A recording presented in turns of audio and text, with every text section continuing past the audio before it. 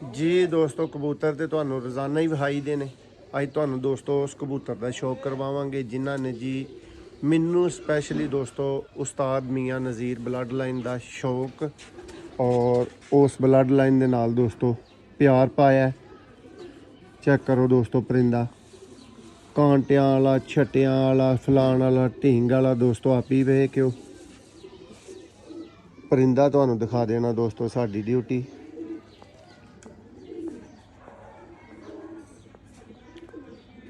ਇਹ ਨੇ ਦੋਸਤੋ ਜਾਨ ਮਾਰਨ ਵਾਲੇ ਪਰਿੰਦੇ ਜਿਨ੍ਹਾਂ 'ਚ ਅਗਰ ਸਿਆਲਕੋਟੀ ਬਲੱਡ ਸ਼ਾਮਲ ਕੀਤਾ ਜਾਏ ਤੇ ਐਂਟੀਕ ਲਾਜਵਾਬ ਵਾਪਸੀਆਂ।